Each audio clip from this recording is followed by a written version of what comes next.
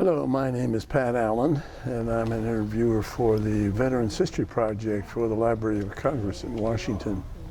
And this project is done through the Cincinnati-Hamilton County Library in Cincinnati, Ohio, under the direction of Brian Powers. And we are privileged today to be able to interview a very famous World War II veteran, Arthur Kemp. Mr. Kemp, thank you for doing this interview. And you go by Art? That's right. Okay. Art. Just call me Art and we'll be happy. Well, good, good. Art, before we get into your military service, let's do your life background. Where were you born and when? I was born in Shelby County in 1924. What were your parents' names? My dad's name was Paul Kemp. My mother's name was Alice Kemp. What was your mom's maiden name? Her maiden name was Limbert. Limbert? Yeah, Limbert. Do you know when they got married? 1922. I don't know the date. Well, and where did they get married? That I don't know. So after you were born in 1924, where did you live? Well, I lived in a little town east of Sydney. It was called Port Jefferson, Ohio. How long did you live in Port Jefferson? I lived there probably for 18 years. So you went to grade school and high school there?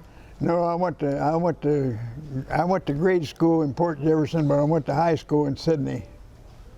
Was it Sydney High School or Sydney Holy Angels? Sydney High School. When did you graduate from Sydney High School? I graduated from Sydney High School in 1942. So during grade school and high school, did you do any work away from home? Yes, I did. When I graduated from school, I graduated in June. I went to work in June as a lathe operator for the City Machine and Tool Company. How about while you were in high school, did you do any farm work or anything? No, I didn't, no. How about brothers and sisters? You have brothers and sisters? Well, I had an older brother, but he passed away. What was his name? His name was Ralph. And then I had a sister, she passed away, her name was Martha. And then I had a younger brother, younger than me, his name was Donald, he passed away. All right, when was Ralph born? Ralph was born in, I think, 1922. And when did he pass away?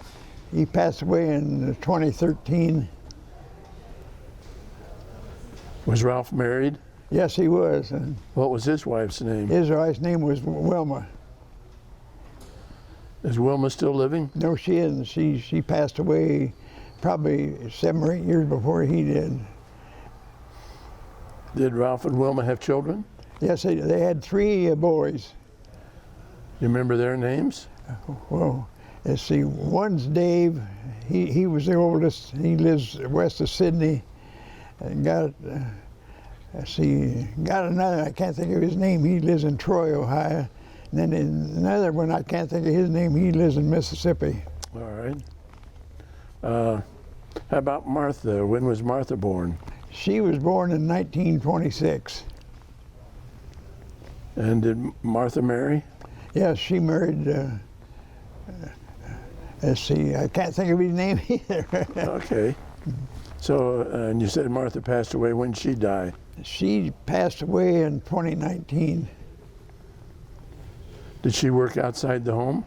Oh yeah, she worked at Copeland Company for 38 years. Copeland Refrigeration in Yes, Sydney? Yes. How about Ralph? What kind of work did Ralph do? Ralph owned his own business. He was a TV repairman. Actually sold appliances and things like that. Did he do that in Sydney? No, he did that in Port Jefferson. How big was Port Jefferson? I would say about 4,000.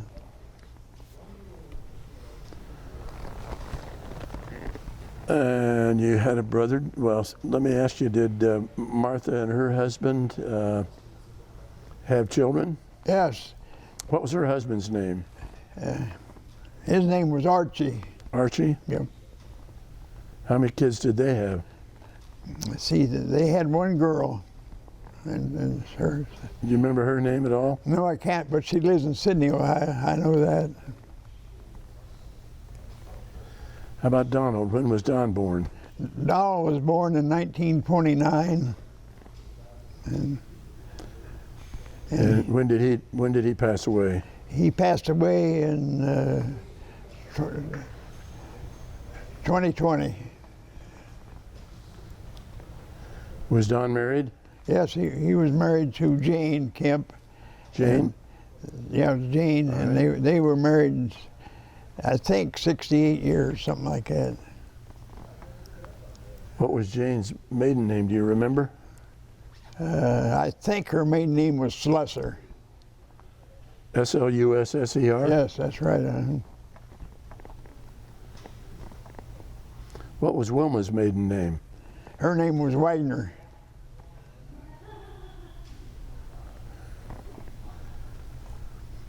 So Donald and Jane had, what did you say, how many children? Donald and Jane, they didn't have any children. Okay. What kind of work did Donald do? Donald, he did the same thing as my older brother. He had a TV store and sold appliances and things like that, and repaired TVs. Where did he do that? In Port Jefferson? No, that was in Sydney, Ohio. Sydney? Mm-hmm. Didn't want to directly compete with Ralph, huh? Well, they competed each other from, yeah. Was it friendly competition? Oh yeah, it was friendly, yeah. Good. And a matter of fact, they helped each other out a lot.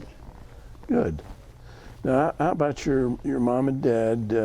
When did your dad, Paul, die? See, Dad died in 1985. Same year my father passed away. How about Alice?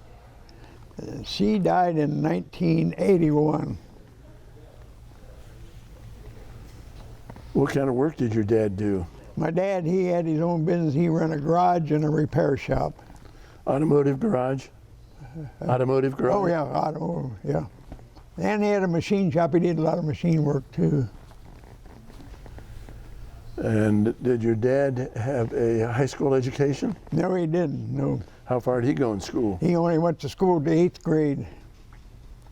How about your mom? My mom, she only went to school to the 6th grade. Do you know why they ended their education so early? Well, the reason my mom went, her mother died. When my mom was only 12 years old. All right. And they had, in that family, they had 6 children, and she had to stay home and take care of those children. Okay. And she done, when she was only, I think 11 or 12 years old, she had to do all the cooking, take care of them and everything. Oh, wow. So, And how about Paul? Why did he drop out of school? he just didn't like it. Well, you liked it well enough to graduate from Sydney. Yeah. And then after your graduation, did you immediately go to lathe operation there in Sydney? I went, well, but when I was a senior, I took a night course too. I went to school in the daytime and went to school at night also. Where'd you go to, what was that night class? Where was That it? was the same high school, Sydney High School. And then What was the night course for? it was a machine shop class. Okay. And so that's where I got my job as a superintendent of the Sydney Machine Tool Company. Come down there, and of course I guess this teacher told him who I was and everything. He come over and talked to me. He said, if you want a job, you come up. That was on a Friday night. Said, you come up there and I'll keep my office open. So that's where I got my job. Oh, good. Yeah. Good. So what ended your career with the lathe operation? Beg your pardon? What ended your career with operating a lathe? Military? No. I just operated that lathe for about 4 or 5 months, and then I was drafted into the Air Force. When were you drafted? What was your date? It's in February of 1943. So did you select the Air Force, or the Air Force, they assigned you to the Air Force? They assigned me to the Air Force. What did you think of that? I didn't think much of it at first, but after I got used to it, I liked it. Because I know when I went, there was about 200 of us went to the draft board. And only 2 of us got in the Air Force, and the rest of them went to the infantry. And after I found that out, I was tickled to death. Yeah. So you weren't pounding the ground, you were flying the skies. That's right, that's right. So where did you go when you were drafted? Did you go to Cincinnati, or? No, I went to Columbus, Ohio. Columbus? Yeah. So. Fort Hays. All right. And how long were you at Fort Hays? I was probably at Fort Hays about a week. Just enough to process me. Where did you go after that? Went to Florida. Where in Florida? Went to Clearwater, Florida. What base was there? It's called that Clearwater Army Air Base, as far as I know. All right. But that was for basic training, and I only took 3 weeks of basic training. Most of that was on the golf course. Yeah, we sat on the greens, and they'd read off the articles of war to us and tell us. We'd have to sit there and listen to them. You weren't playing golf, but you were. No. You were getting educated. In fact, I didn't even know what a golf ball was at that time. So what kind of training were they giving you, or instruction there in Clearwater? Well, they just give us. I remember reading all the articles of war off and telling us what you could do and what you couldn't do, and you had to obey the officers and stuff like that. And They tell you what to do if you got captured? No. They didn't. No. At that time, they didn't know I was going to fly missions at that time. All right. Excuse me. And. What did you think you were going to do, or had you been assigned to anything? When I left down there, they assigned me to Scottsfield, Illinois, at a radio school. What training did you get at Scottsfield? Well, they trained us to be a radio operator and how to repair radios. That was part of it. And How long were you at Scott? I think I was up there about 6 months. All the time learning radio operation Right. and repair? Right. So was this radio operation in an aircraft? No, it wasn't. It was all in a schoolroom. Everything was in a schoolroom. But was your training for radio operation in an aircraft? Right. It was training for, well, it could have been for both, for on the ground and also in the air. At that time, did you know you were going to be in a No, plane? didn't know it. No. When did you find out you were going to be in a plane? I never found out I was going to be in a plane until I got in gunnery school. So was that next after radio operation? Yeah, You went to right. gunnery school? Yeah. Where'd you go to gunnery school? Went to Fort Myers, Florida. What base? Wait till I think of the name of the base. Man, I can't think of the name of that base. It was Fort Myers, Florida, anyway. So gunnery school, what were you learning to shoot? Well, we shot 22 rifles. We even shot BB guns to start with, and 22 rifles, and you know, like a carnival where they had the ducks up there, we had to shoot those too. Oh yeah, okay. Had to shoot those. Then as you advanced, you got into a 30 caliber machine gun. When you were shooting those ducks like at a carnival, did you get any stuffed animals? No, they didn't. No. They just shoot us out for not hitting them. Okay. Yeah, but what the idea was, when you get up there with a rifle like that and shoot, you get the rhythm and you just go bang, bang, bang, and you get them all. Okay. You know, you get them right in a row. That's right. what they was teaching. And were you successful at gunnery school? Oh yeah. Then they, let's see, then we went to 30 calibers and we shot stationary targets, and then we went to 50 calibers and did the same thing. Then they had a half-a-mile track around, had a Jeep on there with a big target up on top, and they had a big bank in front, so when that Jeep went around, you couldn't see the Jeep, all you could see the top, and you had to shoot at that with a 50 caliber. So the target is sticking above the ground. Right, right. The target's above the ground, and then they would speed the Jeep up. I don't know anybody was on the Jeep. I think it was remote control, if I remember, but it was on a like a railroad track. Okay. And would they vary the speed of the target? They would. When they'd start, it would be slow, and they got up to 35 miles an hour, and then you had to start leading. That was what they was teaching us, how to lead them. Okay. And I forget how far away it was. I would say maybe a couple hundred feet away, something like that. Right. I don't remember. About a football field or less? It was a little less than a football, okay. I think. So you were in gunnery school, what, about 6 months? No, I was only down there about 6 weeks. 6 weeks. Yeah. And you had to pass gunnery school. Where did you go to next? Let me tell you something else about gunnery school, sure. If I can. They had a half-a-mile track down there, just like they do at the fairground, blacktop. All right. Okay, they had GI trucks. They didn't have no big bed on the back. They just had a round thing about this big around, and had arms up so you couldn't fall out. And you would stand there. They give you an automatic shotgun.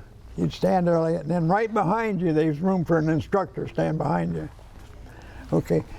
Then they had wires across this track, across the main track. And when you hit a wire, that would make a bird go across. Sometimes that bird would go in front of you, sometimes it'd be going different. So, but then when the bird, you'd hold the gun up like this, and you'd hold your hand up like this, because the instructor, he had the shell. You didn't have the shell in your gun till the bird went out. All right.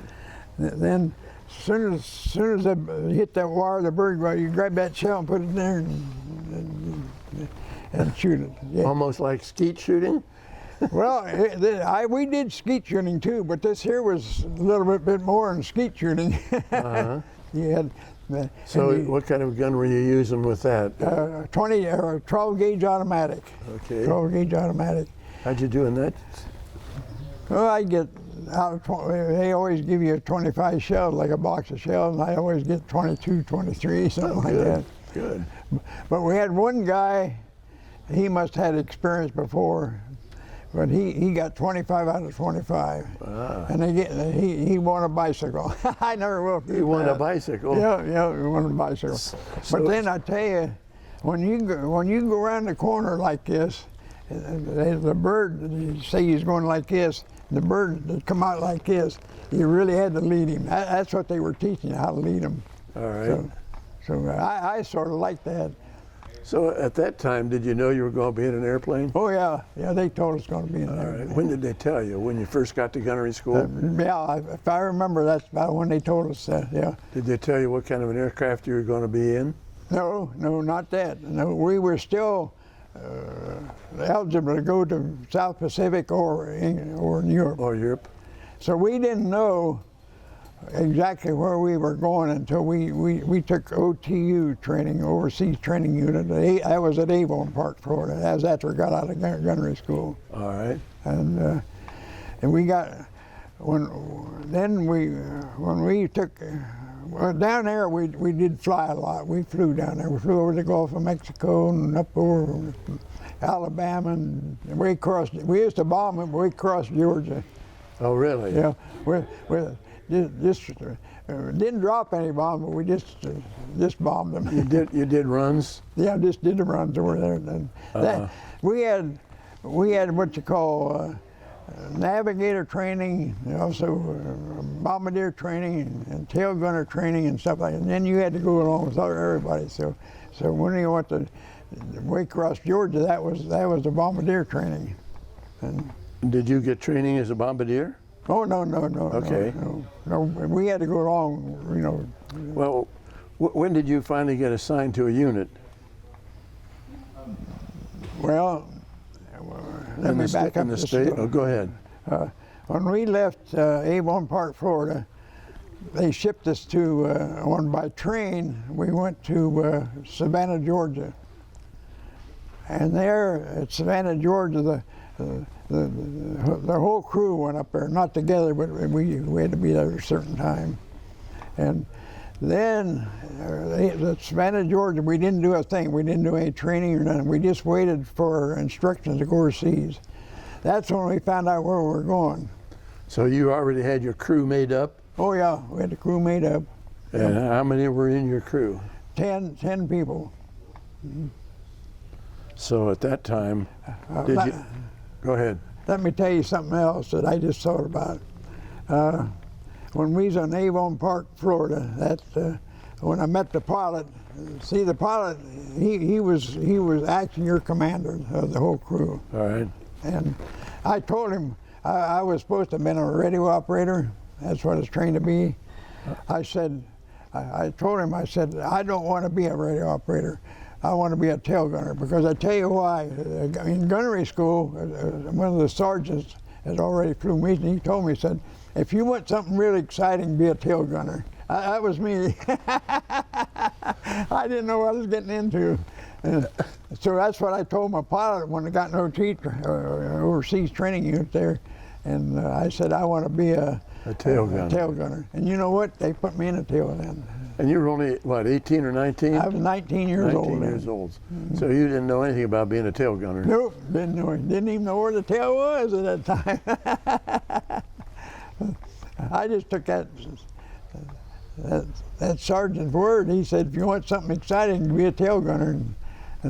But I never, it was exciting, and yet I lived through it, and I was glad I did. Glad I did everything I did. Oh, that's great. That's great. So then we. So you've got your crew made up, and then what happened? Where do you go then? Well, Savannah, Georgia. We had our crew made up at Savannah, Georgia. Yep. And well, actually, we had the crew was made up at Avon Park, Florida, because we flew together at the Avon Park, Florida. To a lot of Savannah. training.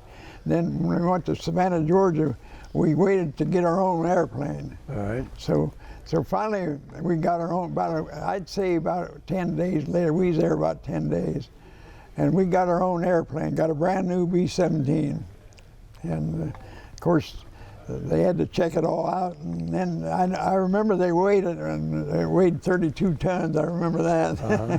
and then. So what did you do during that 10 days while you're waiting for an aircraft? We didn't do a thing, just went to town, messed around. Okay. And then we just went into Savannah, Georgia. All right. And we were just waiting for our turn to get an airplane, see. So what kind of accommodations did you have there in Savannah? You were at an air base. Oh yeah, when you was on a crew like that, you got extra care. You got good eats, and they took care of you. All right. And there at Savannah, we didn't have to do anything. Only thing we had to do, we had to muster out at 9 o'clock in the morning to find out if we had an airplane to go overseas. Well, our crew was number 46, and when they would say, we didn't have nothing for 46 today, so we had the rest of the time off, see? So fine. Did you have to report back to the base at a certain time at night? Yeah, you had to be back by 12 o'clock, I think, something like that. But you was almost free to go up to that time. Well, how did you get to and from the base into Savannah?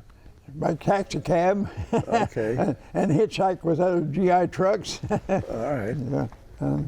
And so then when we got our airplane, we never test flew it or anything. It just got in there, and the pilot says, I'm going to take you over New York.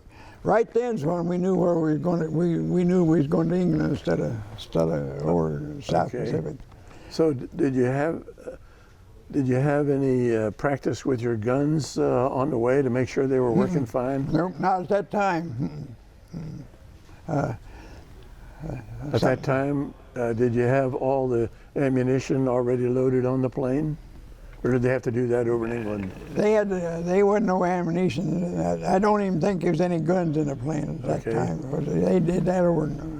So when we went over to New York, why the pilot took us right over to New York because we were going to Bangor, Maine, and but it was 10 tenths cloud cover. We didn't get to see New York at all. So, did you still go to Bangor? Oh yeah, I went on to Bangor, and we stayed there 2 or 3 days. And they had white tablecloths on the tables and flowers on the tables. And silverware? Yeah, silverware and the whole works. Everything. They really waited on you. They waited on us and everything. Really, really nice. How many crews went to Bangor besides your crew? I have no idea. When we were there, we were the only crew that I knew of. Okay. But they might have.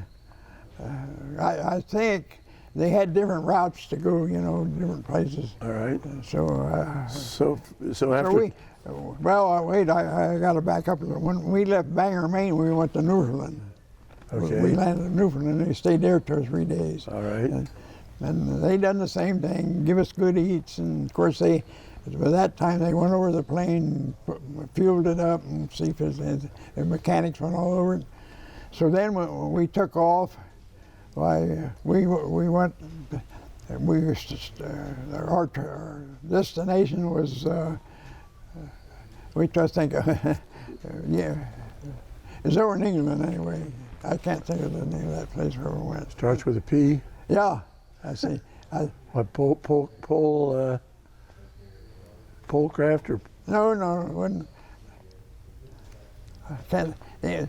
It was like a state in those states, like a state there. I can't think of it now. But anyway, we landed there. We flew over the over the Atlantic Ocean for 7 hours. You couldn't see nothing but water. Well, how was the weather up there in Newfoundland? Was this wintertime, springtime, fall, or? This here, when we went up there, was in May. It was summertime, but it didn't seem to be bad. All right. So 7 hours from Newfoundland over to the base in England. Yeah. And did you stay at that base all the time? No. Where did you go? As soon as we got there, they took the airplane away from us. Of course, we had to unload everything we had, and then. I don't know how long it took. It probably took maybe all afternoon or something like that. I forget now. Anyway, they took the airplane away right away, and then they were going to take that airplane and fly it to some other base. Now, I don't know whether we ever got that airplane or not. I don't know. And so then we got on a train, or they call them trams over there. Okay. And we went to. So you can't think of it. Anyway, I can't think of the name of those things anymore. We went up, took the advanced gunnery school. And then, of course, the pilot, they probably took advanced pilot training too. And so we were split up there then. The enlisted men went up there, and of course, the officers went somewhere else. Of course, they were in training, though. So we were up there about 2 weeks. And that's where I was at when D-Day was. Okay. Because when normally we'd get up about 6 o'clock in the morning, have breakfast, and be ready. We had to go out and shoot. They had Navy guys pulling targets for us. Okay. And they would have a sleeve on the back of a plane, and you shoot from. It was from ground to air. Okay. So then we was up there probably 2 weeks, but they also had training there. They trained you.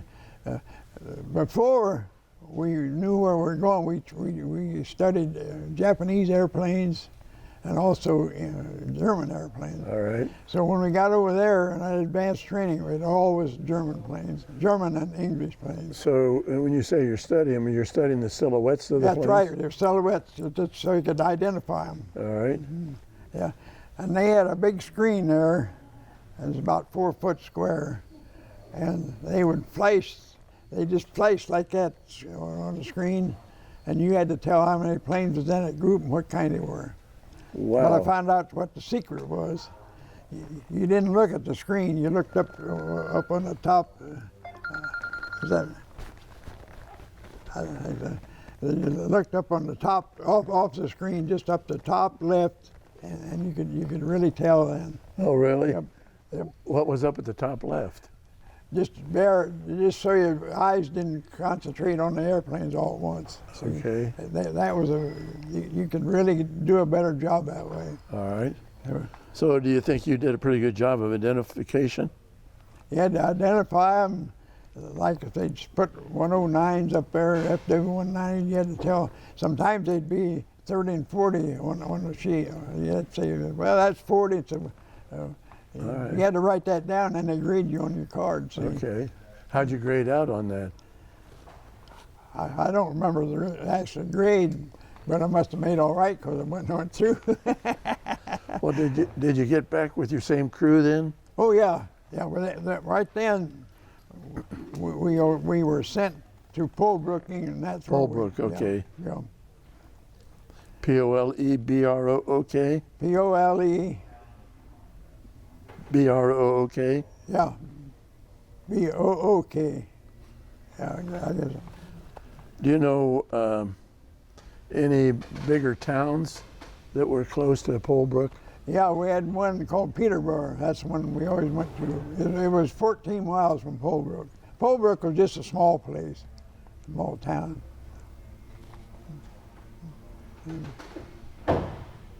So when you got there to Polebrook, did they assign you a plane?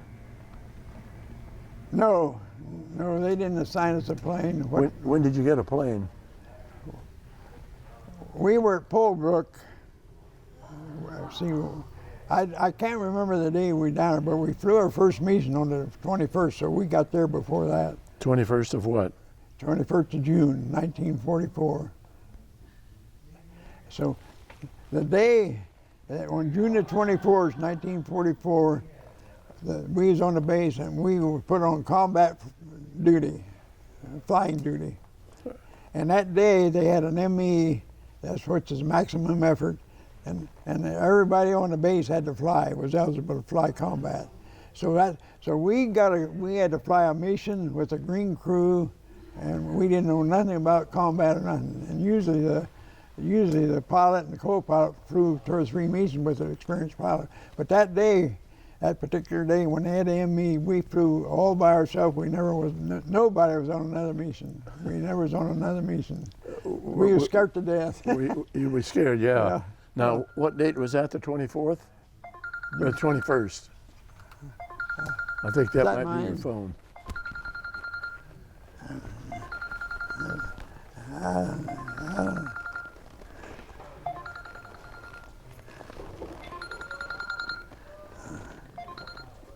Thank you. Shut that off. I forgot where I had it. There's some water if you need some. Yeah, I need some. Yeah. Thank you. And the cap's loose. Yep, it's all loose.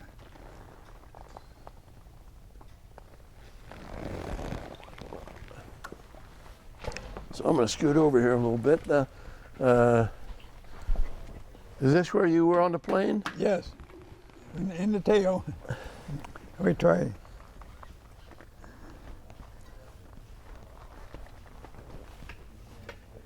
Now I'm getting around. There, now I can see better. So, what's the range up and down? What degrees would that rotate up and down? I think it was 45 degrees, if I remember right. And how about rotating sideways? That's about. I always figured I could get over there about 45 degrees. Well, I don't know. We never were told that really, as far as I know. How much ammunition did you have available to your guns? We had 2 boxes, one on one side of the tail here and the other side. And there were 600 rounds in each box. And what caliber were these tail guns? They were 50 caliber machine guns. They would shoot 750 rounds a minute. 750 rounds a minute. Yeah. So in 2 minutes, you don't have any ammunition left. Is that right? Well, if they shot 750 rounds a minute, you had 600. 600 in there. See, You're done. You're done. That's right. But I'll tell you what, when a German plane come in, he's coming in to you about 350 miles an hour, because he's coming in pretty fast because he didn't want to be shot at either. Right. And so they claim when you got within range, now like it was 1,500 yards. They claim when they got 1,500 yards like that, you only had 10 seconds to shoot him down. So he'd be down there and out of your way. All right. So 10 seconds. And you had to lead him. How much would you have to lead one of those planes at 350 miles an hour? Well, the one that I shot down, I didn't have to lead him at all, because he comes straight in to the tail, just coming straight in here. So when they come straight in, you don't have to lead them. Right. So that was later on in your. We'll talk about that in a minute. Well, where did you go on that first mission with all green crew? The first mission was Berlin, Germany. That was one of the big ones. How many planes were on that mission? On our group, there was 48 airplanes, and the whole 8th Air Force went there. So there was probably about, I'd say, around 1,100 airplanes all total. Were they all B-17s? Oh no, some of them B-24s. B-24s. Yeah. But B-24s, for people that might be watching this and listening to this, B-24 is another 4-engine bomber. That's right, another 4-engine bomber. So all the time you were in the war, you were always on a B-17? I was always on a B-17. Were you always in the same plane? No. I'm glad you asked that, because I was later on. The history of the group, and they had the airplane numbers on the back, and they always had your number. I flew in 26 different airplanes. Because after I shot those planes down, I was made lead tail gunner, and then I flew in different planes. All right. So how'd that bombing mission go in Berlin? Well, we bombed Gestapo headquarters. That was our turn. See, we had 4 squadrons, and each squadron had a certain part of the town to go to. How many planes were in a squadron? 12 planes. And so you had 4 squadrons? That's 4 squadrons. So your 12-plane squadron was to bomb the Gestapo? That's right. That was Gestapo headquarters. And where did you get the information that was the headquarters?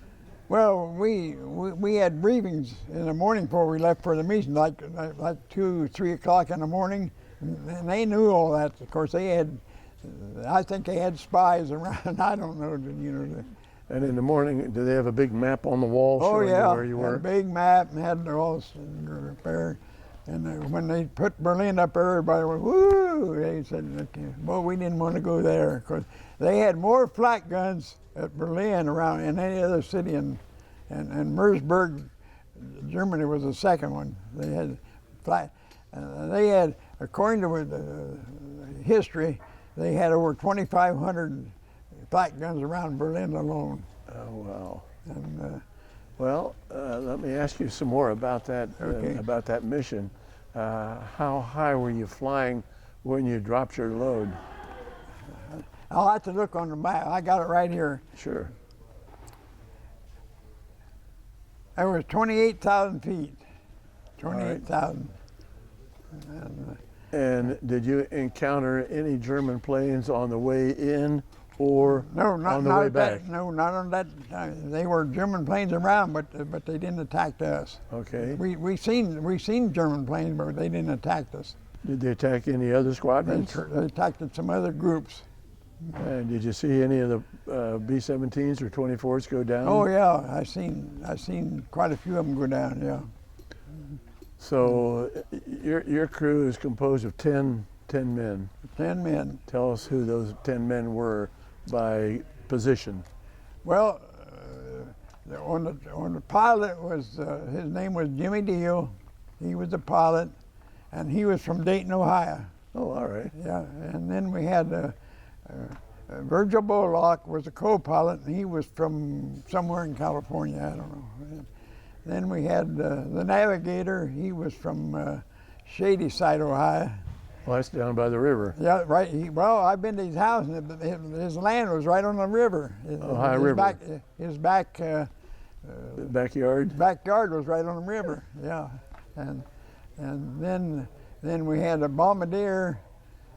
His name was, let's see. I can't think of his name. Where was he positioned? He was a bombardier in the nose. In the nose. Yeah, okay. clear in the nose. All right. And also he was the gunner for the guns in the front. Where'd the navigator sit? He sat on the side of an airplane. There's a desk in there, and he sat there. He sat crossways like that, right out from about where the engines would come up there, you know. And which side of the aircraft, right or left? That'd be on the left side if you're sitting in the cockpit. Okay. All right. Then who else? You had a radio man. Had a radio man. His name was Bill Donaldson. He was from Wilkes-Barre, Pennsylvania. And matter of fact, when we were in Savannah, Georgia, waiting on an airplane, him and I, we hitchhiked from Savannah to Wilkes-Barre to his home. Oh, wow. Yeah, we hitchhiked all the way up there. Did you have any problem getting rides? Nope, no problems at all. Did you wear your uniform? We had our uniform on, and the leather jacket I got up there in the case, that's the same one I wore when we wore leather jackets up there. Okay. And they, the big trucks, they would pick us up and haul us a long ways in trucks. The semi-trucks? Yeah, semi-truck. Well, They're not like they are today, but you know. Now you say up in the case, and we haven't identified where we are. Today we're at the Grimes Municipal Airport, and the volunteers here are building a B-17 from scratch, aren't they? That's right. That's right. And what we're seated between us is a tail section from that B-17 they're going to put together. Yeah. This tail section is ready to go on the B-17, but they don't want to put it on yet because it makes it too far to walk around for the other workers. All right. So we've got the navigator, we've got the bombardier, we've got the pilot and co-pilot. How about a top turret gunner? Well, the top turret gunner, his name was Marshall. Boy, it's been a long time ago. And anyway, he was from Portland, Oregon. Right. I remember that. Now, and we got you in the tail. Yeah. We had a bolt turret gunner, and he was from Lafayette, Indiana. Now, when you say ball turret, he's on the ball underneath the fuselage. He's the one. When we got attacked by FW-190, they blew him out of the ship, killed him right there. But not on this crew, not on this. No, it was on a. Okay. It was on another mission. Okay. So we got the ball turret gunner. How about waist gunners? How many? We had 2 waist gunners, and one was, his name was Canada, and he was from New York, and we had another one. See, his first name was Charles, but he was from Michigan. Okay. But then when we got overseas, they did away with one waist gunner. I don't know if you knew that or not. No, I didn't. The reason they did that, on a F model, the windows back there, they're right across from each other. Okay. Okay. The waist gunner, they had trouble standing there and then the right. Okay. So on a G model, they corrected that. If you look at this model here, those windows are staggered. Okay. They're staggered back and forth. So the gunners are getting in each other's road. That's right. They weren't getting. And then they found out that we can get by with this one waist gunner, so they never put another waist gunner up there. All right. So we just usually had one waist gunner, and. So how did you get back into your tail position? Well, I would get in this waist door, what they call the waist door, go up there and get back in there. Of course, you could stand up and walk back a little ways, but then you had to get on your knees and crawl back there. That's the way I did. I had to put all my guns back there. there's a little door. You ever see that little door on the side down there? Okay. Well, you can't see it from here. It's on the other Okay. side. It's a little door. The tail gunner is the only guy in the crew that's got his own door to get out of. All right. And the rest of them got to get out of the doors. So that's an emergency exit? Yeah, if you want to bail out, that's what it is. And all you do, you pull the handle like a red handle, pull it, and it pulls the pins out of the hinges, and the door flies off. All right. Then you dive out head first. Yeah, but when you're back there, do you have a parachute on? No, we had what you call a chest chute. You had the harness on, a couple of hooks. You had to grab your chute like and put it on like this. Okay. And then, but it didn't take long. I mean. Now we see up here, are your machine guns automatic, or you have to control those and pull the triggers? I didn't quite get. When you're going to fire your guns, do they fire automatically, or do you have to Oh maneuver? no, you had to pull the trigger. You had to, you could pull the trigger. You could shoot each one separate, or shoot both of them in one.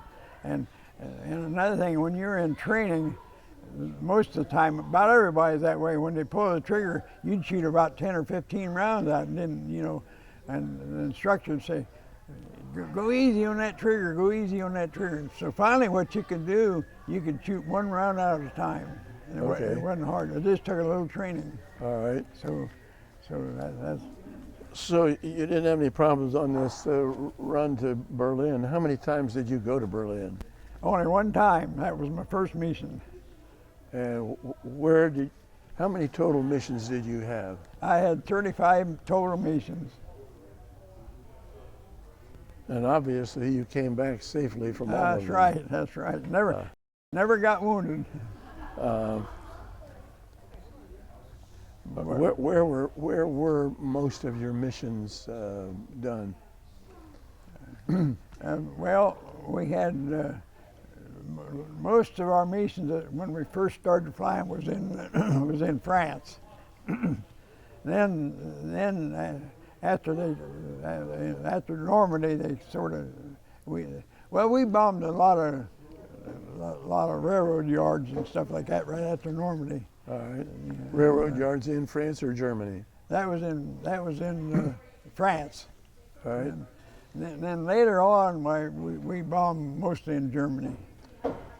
You mentioned another town that was the second most defended with anti-aircraft guns after Berlin. What was that town? That was Merseburg, Germany. Merseburg? Yeah, Merseburg, Germany. Yeah, I got it. Let's see. I got it on the 11th mission. I can tell you. That's too far. Just one more back. Yeah, there it is. Yeah, in Merseburg, Germany. That was on the 28th of July in 1944, and it was 8 hours long. From England? 8 hours from England? Yeah, total time 8 hours, and we flew at 23,500 feet. Now, you say 8 hours total time. Are you talking about from the time you left to the time you got back? That's right. From the takeoff time to the time you landed. That's the time. Well, what are you reading from? Right here on this. Those are some I wrote down. See, I wrote all the missions down. This is a diary you kept? Yeah. Yep.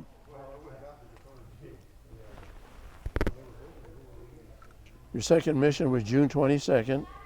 You had you went to Rouen, France, 25,000 feet. You got 4 holes in your plane. Yep. From flak? That's from flak. Where were the holes? I can't remember. Your target was an oil field, and again your pilot was the same one, Lieutenant Deal. Yeah. Your third mission was June 24, Crepy, Crepy, Yeah. France. You didn't have much flak. You were at 25,400. Your pilot got hit in his right leg with flak. Was that Deal? That was Lieutenant Deal, right. Was he able to continue flying? As the No, he got hit right. The flak went right about in here, right in his, and it went clear through his leg like this and come out up his kneecap up here. So you're showing the whole lower leg Yeah. from his ankle came out his knee. That's right. And So he, the co-pilot took over then? the co-pilot Lieutenant Deal lost a lot of blood and he passed out. And so when we got back to base, Lieutenant Deal, the co-pilot had never landed a plane in combat before. Okay. And so Lieutenant Deal knew that. Of course, he come to just enough to land when we was on downwind, or on final, I mean. He just came to enough to land the airplane, and as soon as the wheels touched, he passed out again. Wow. Yeah, that's how close we came. Oh, wow. So, and I remember they pulled the plane up, and we got out, and the medics, they were there, and maybe a couple of doctors, I don't know who all was there. And pretty soon, one of the medics come out and had one of his big flying boots. He poured the blood out. It was clear full of blood like that. oh, wow. And they give him 7 blood transfusions right in the plane yet while he's in the plane. 7 units of blood? Yeah. And So you got a note here, the plane was really tore up. oh yeah, it was tore up real bad. Yeah. Where mid fuselage or wings, wings or what? The ball turret underneath was blown clear off the airplane, and the ball turret, the gunner in there, he was blown out. We never seen him again after that. Oh man. And then on the tail back there's a big hole about that big around clear up in the top of the tail above me. I didn't know that till we got back. Then I really got scared. Okay, your 4th mission, you got a different pilot, Lieutenant Taylor, Yeah, and you're going to Lune, France on June 28th, yeah. and that was 5.6 hours. You had a little flak, altitude was 25.8, didn't have any flak holes. Your target was at Airfield. The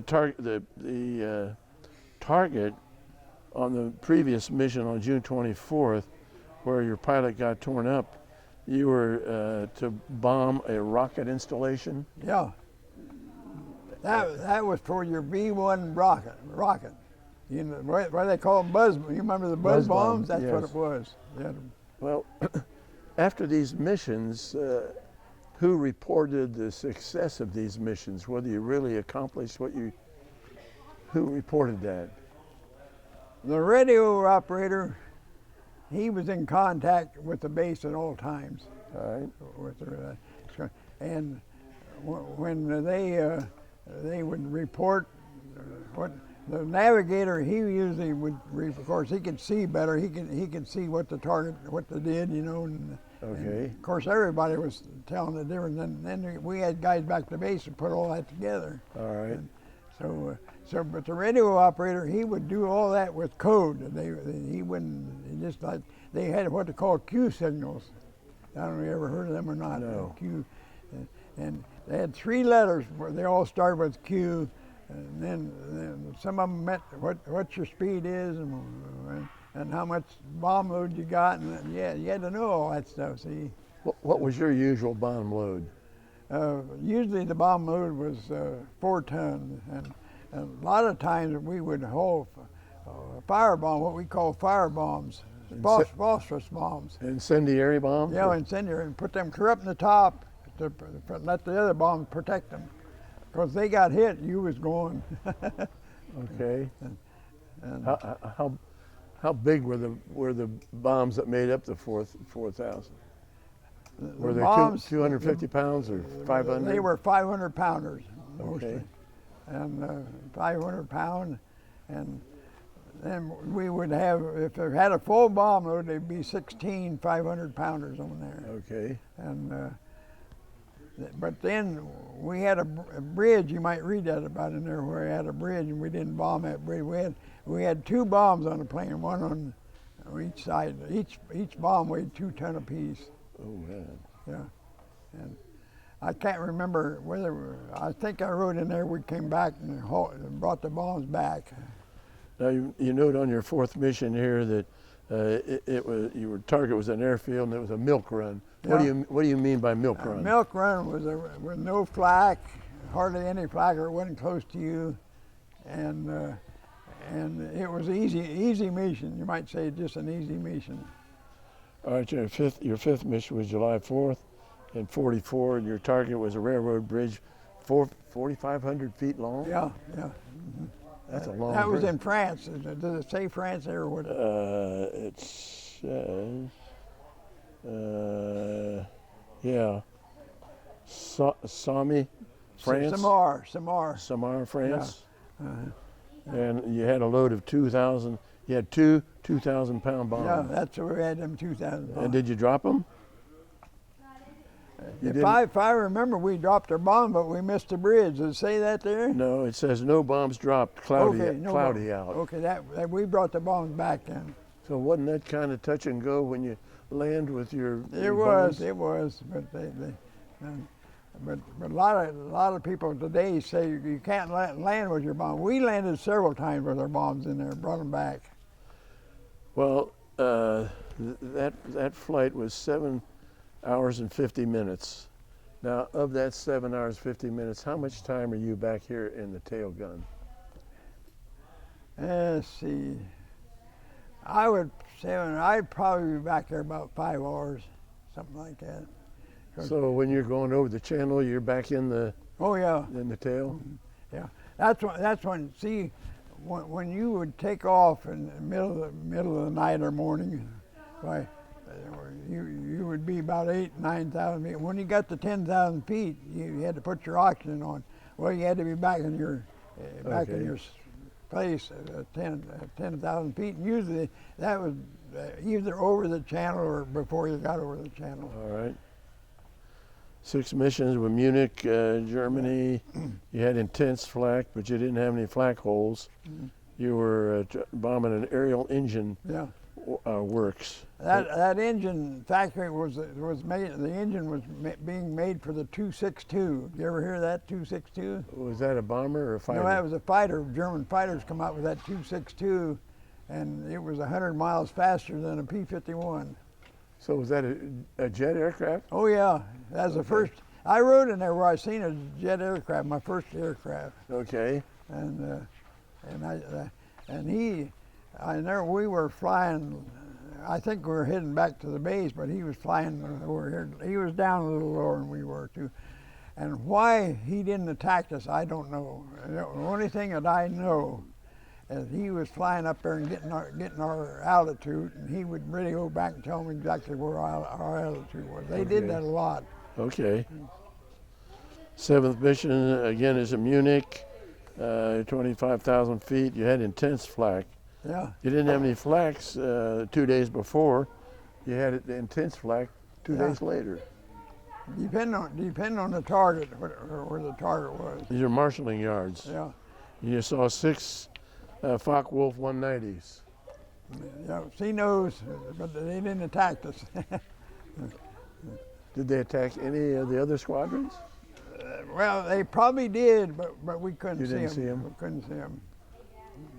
Now, these last 2 flights, you had Lieutenant Dreyer was your pilot. Yeah. Well, I flew several missions with him. 8th mission is Peenemünde, Germany. Monday. Yep. And that was, you had minimum flak, medium flak, and that was a hydrogen factory. Yep. I don't know if you ever heard of Monday before or not, but you ever hear of von Braun? Yes, I have. That's where he was. That's where he was stationed at. Okay. And he's the one that developed that B-1 bomb and B-2 bomb, and also he developed the ramjet for that 163. You remember the 163? Okay. He developed that. That's where they did it up there. That was on the Baltic Sea. Yeah, right on the Baltic Sea. And how about, did you have any damage to your aircraft then? You didn't I can't mention remember. I can't remember. You didn't mention it We on- might have had holes in the plane from flak, but I can't hardly remember. 9th mission is St. Lo, France. Yeah. 1,500 yards. What's that? That's St. Louis. That's one of the really important missions I flew. when Normandy, they went in Normandy, St. Lo, the Germans were coming back, and they were pushing our troops back. And if we wouldn't have bombed them, they'd have pushed them clear back, and we wouldn't have had any troops, and we wouldn't have won the war. So you guys are dropping bombs 1,500 yards in front of the troops? That's right, in front of the. We tried to drop them right. The first mission we had, we were dropping them on the German troops to keep them from pushing our troops back. Yeah. Okay, what we did, we didn't know it at the time, but they were supposed to send a smoke signal up, and either the air or they malfunctioned somewhere, didn't shoot it right. So we dropped our bombs on the American troops, on our own troops. Oh, wow. You don't read too much about that. No. But I did read later where it said it killed 400 of our own troops. 400 of our own troops. Yeah. And we went to briefing the next morning, and the colonel got up there and said, "You guys didn't do a very good job yesterday because said you bombed our troops." He said, "We're going to send you in lower today." So they sent us in real low. I think I wrote in there what we're flying at. Well, the next mission was a day later, again at St. Lo. Yeah, what was the altitude? 12,500. 12,500. Your strong points. That was low for a bomber. Strong points in front of our troops. So this time you're in front of the troops. Yeah, I got in front of the troops, and you didn't have much flak. Well, you didn't have much flak in St. Lo because the Germans weren't set up for the anti-aircraft. That's right. They hadn't set up yet for that. Yeah. Their 11th mission is Merseburg, Germany, 23,500. You had intense flak. Dreyer's back on your pilot, bombing an oil factory. Okay, you shot down an FW-190. That was you? That was me. So tell me about that. Well, we had just we were on the IP I think we had just dropped our bombs. We already done the IP and dropped our bombs, and we was on our way back. And this FW-190, he came in from the tail. I seen him coming in, and was he alone? Yeah, he was by himself. He one airplane by himself. That surprised me yet today. Why? Because usually they fly four in a group, see, and so he was shooting at it. His wings looked like neon signs blinking at me. I can still see them yet today, blinking. And he had two 20 millimeters and then two small. He had 6 guns shooting at me altogether. 20 millimeters were cannons. Yeah, they were cannons. Yeah, and they were brighter when his wings were real bright light, and so that's when I said the thing only lasted about 10 seconds. So he went down on our wing like this. I still don't know today why he didn't ram us, because they were noted to ram us some, but the Japanese were worse than what the Germans were. Yeah. But he went down like this, and my pilot, of course, he went down on that side, and the pilot could see him, and he bailed out.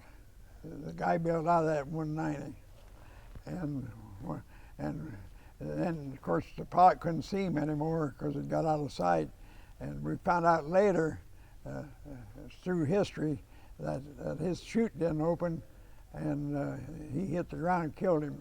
He was wounded though. But I think what really happened, I think one of my shells got in his parachute and it wouldn't open. Probably tore it up. At what point did you didn't tell me about shooting at him. He's coming right at you. Oh yeah. As soon as I seen him shooting at me, I guess we both done it automatically at the same time. And I took those, I held the gun like this, and in training you're supposed to shoot 3 bursts and then leave up, shoot 3 bursts and leave up. Boy, when they're on your tail, you just hold the trigger down. I held the trigger down because I didn't want to leave. I wanted to give him all the shells I could give him. And was his plane smoking? Yeah, it was smoking and it was on fire. And but a lot of people said, "Did you see any pieces fly off?" I said, I don't remember seeing any pieces fly off of All it. right. And So when you saw him shooting at you, none of his shells hit you in the tail section or anywhere else? yeah, they did right up. Well, you can't see it over there, right above, way up the top of the tail. One of them 20 millimeters hit it, made a hole about that big around. Okay, that's what you were talking about earlier. Yeah, yeah. Okay. And so, but I didn't know that until we landed. Now, But if you see a B-17 and see it in level flight, and where he shot the ball turret out, that's how close. Those shells are only going under me about 18 inches. so that's the FW that shot the ball turret out. Yeah, FW-190. His one of his cannon shots hit the ball turret. Well, according to the waist gunner, he got wounded just about that same time. According to him later, he said the ball turret gunner had 3 20 millimeter shots right through his chest, and said, and he just seen him a moment before he went out. The way I understood it. Of course, I was in the tail. I couldn't see nothing. Okay. Like that. So Well, was the turret blown off or just the gunner hurt? the whole turret was blown off. The Okay. bottom of the turret blew the whole turret off. Okay. 12th mission, August 4th, Anklam, Germany. You're bombing an airfield, no flak. You saw a good many hot fires. Is that on the ground? Oh yeah, I was on the ground. Saw a lot of boats in the Kiel Canal. I remember that scene in the Kiel Canal. I remember that. Uh-huh. What kind of boats were they? They were boats. Were They were probably pretty good sized boats, but they had their guns mounted on them. Okay. And the reason they did that, because just about whenever we bombed Germany, well, usually we had to go across the Rhine River, see, go over the Rhine River. Sure. Okay, well, what they did, they put them so when these fighter pilots and everything, they'd report all that stuff, and then they had special planes to go over there and eyeball all this stuff up and tell us about it. So, but the reason they had on them boats, they could move them around. See, Okay. if we were told they were flagging a certain place, maybe they moved them the next All right. day or somewhere else. So we didn't know. Rhine River was a hard place to go across. Fly across. Now, we've been told that early in the war, before we got to P-51s, that bombers took a real beating from the German aircraft. Is that correct? That's right. They Now, did. on your missions, did you have P-51 escorts? We had. I can't remember when the P-51s got in there, but I don't think that we had P-51s when I first started flying missions. Okay. And but we went to Berlin, and the other planes couldn't fly that far, so I don't remember. We just had P-47s and P-38s, All right. and so. So your 13th mission, 7 miles south of Caen, supporting British troops, Yeah. and that was the most accurate flak that you ever saw. A piece just missed by. Head. That's supposed to be head. Okay. Yeah. That piece of flak's up there. Yeah, Where? there, Up in the up in the. in the case up there. Okay. That same piece is up there. So, what was it about the flak that was so much more accurate? On this flight, it was the most accurate you ever saw. Well, that means it come close to you. See. All right. They would shoot it up, and you would see the black smoke and okay. I'll put it this way: whenever one exploded up to your altitude, if you could see the fire inside of it, it was too close. Okay. Okay. But usually it'd be all kind of, bombs here, bombs, and it'd explode. And Well, do you remember losing any of your planes out of your squadron on that run? no, I don't remember Okay. ever. You know what? I'll tell you something. If we lost the airplane, they kept that quiet. They wouldn't even let the other crew members know it. Really? unless you've seen one go down. That's Yeah. where.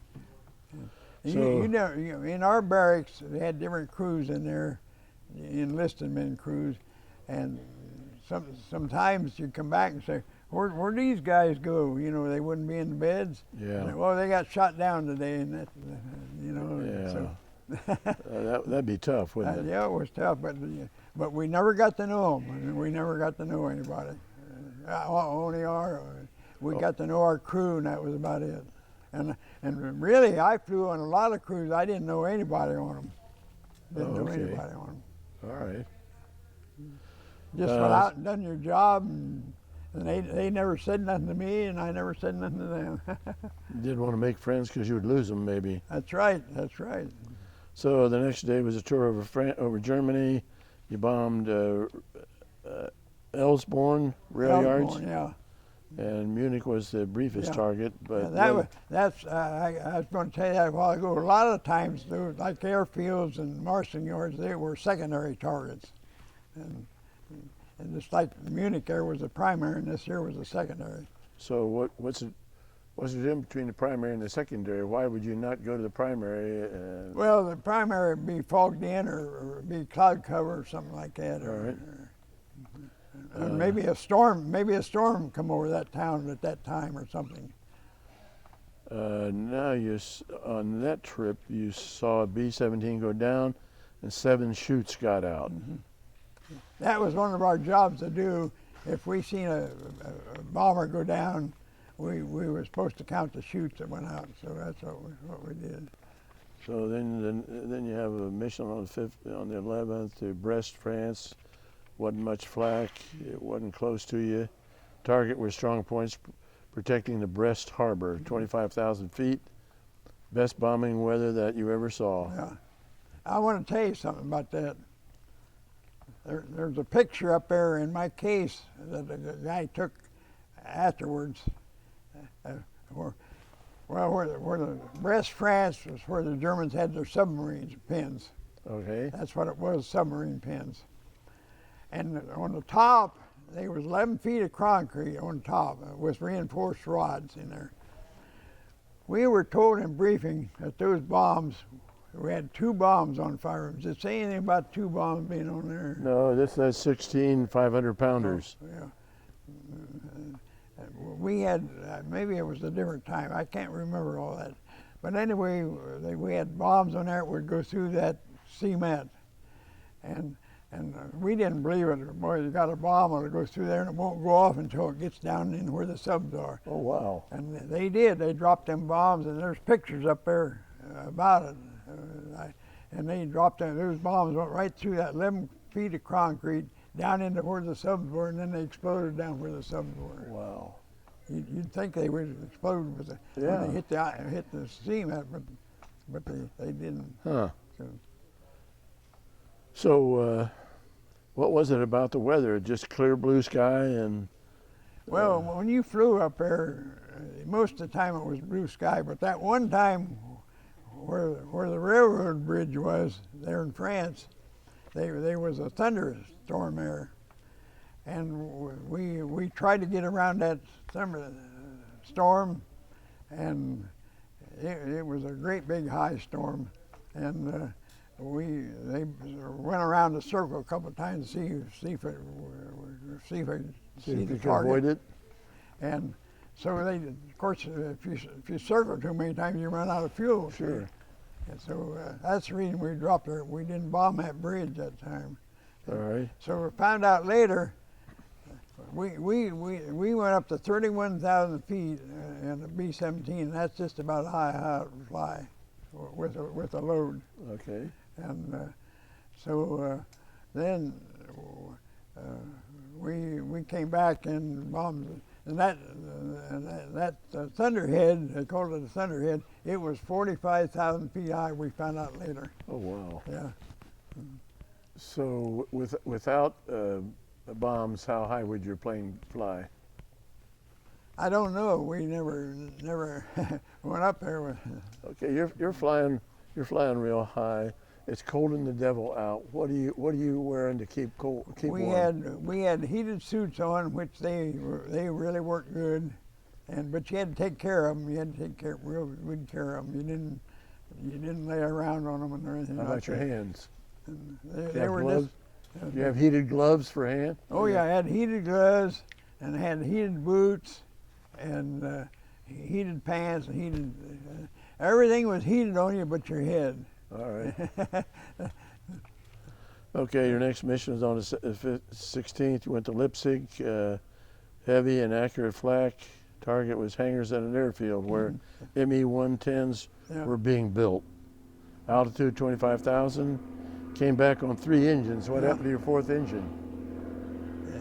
Well, we probably got hit with flak on one engine. I didn't write all that down, but that's probably what happened. It says came back on 3 engine. There were a few holes other places. Yeah.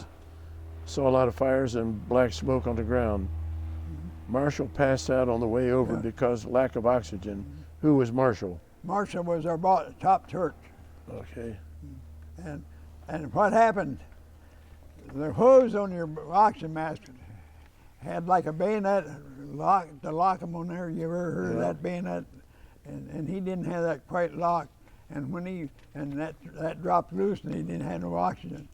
Well, the engineer, he was right behind the pilot and the co-pilot. And they seen him, he slumped down on the floor, fell down right in his chart.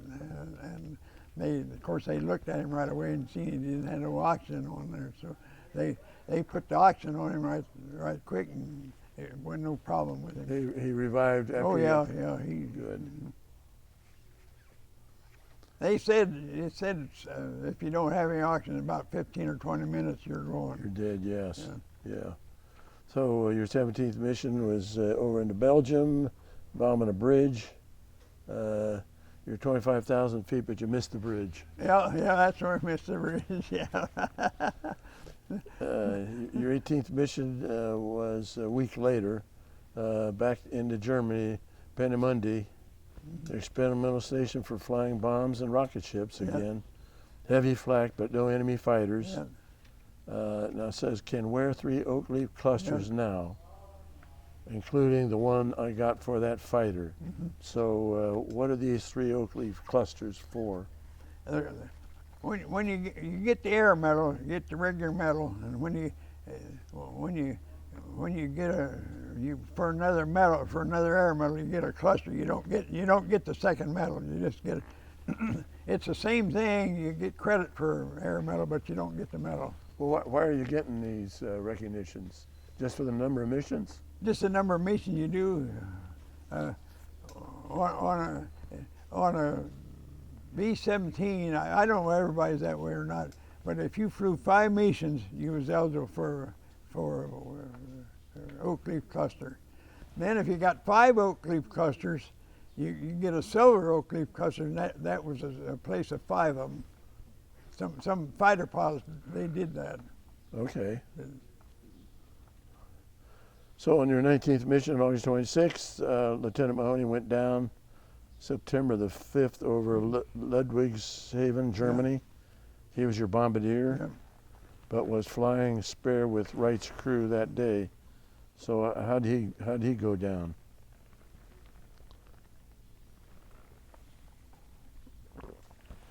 That's kind of a long story, but that was the time that was in August, right? September. Or September, okay. September 5. That's when we got time off. We got a week off on kind of by shooting at about when the Mersberg shot that airplane down. We had a week off then. So the bombardier, I'll tell you what he did. We all left. We went most of us enlisted men, we went to Leeds, England. It's about 90 miles up there. And I don't know where the officers went, but the bombardier, though, he stayed on the base. And we found out later that he had a girlfriend. He brought her right on the base. And we found that out later. But when the day our leave was up, they had us scheduled for a mission. So us guys, we went to Leeds. We wasn't back there. We stayed an extra day. Instead of 7 days, we stayed 8. And so when Mahoney, he was there on the seventh day when they had that mission. So they got him for a spare on another crew. Then one of the bombardiers, I found out later, one of the bombardiers on Wright's crew was sick, and they put Mahoney over there on his. And doggone if he didn't get shot down. The plane got shot down? His plane, not ours. We wasn't on it. Yeah. That's the way our bombardier got shot down, and the rest of us didn't get shot down. Do you know if any of the other crewmen lived on that aircraft that got shot down with Mahoney? As far as I know, Mahoney was the only one that lived out of that aircraft. Okay. Yeah. And I called him up after he was a prisoner of war, and I called him up. He lived in Florida. We talked, and he was really mad because he had to fly with Wright's crew that time. But it was his own fault. He stayed on the base. Yeah. He didn't have his girlfriend there. Yeah, he didn't have the girlfriend. So Yeah. she caused the whole thing. That's right. You got to watch out for those women. Yeah, that's right. Okay, you had a mission on August 26th in Belgium, oil factory, bad weather, so you didn't drop any bombs. Yeah. Now it says Dreyer finished up. Is that Dreyer's last mission? Yeah, that was Dreyer's last mission. Was there a certain number that you had to complete and he could leave? Yeah, he had to complete 35 missions. 35. Yeah. Didn't it start out 25? They started out at 25, and then they raised it to 30, and then it was only 30 just a short time. Then they raised it to 35. Did they ever? And I just got in between all of them. When it was 25, I had about 23, and then they raised it to 30. And then when I got 28 in, they raised it to 35. So I had to, most of the guys after that had to do 35. Unless some of them volunteered, though. Some of them volunteered, and they flew more missions. I knew a tail gunner from when he lived up in Bellefontaine. He did 42 missions in the tail. Wow. Yeah, he volunteered. Lived to survive and lived to tell about it. Yeah, too. he lived to tell about it. He got wounded. He was pretty well wounded. Now your furlough started on the 28th. You said you had a good time. Is that when you went to Leeds? Yeah, went to Leeds. All right. And your 20th? Probably we just talked to some women.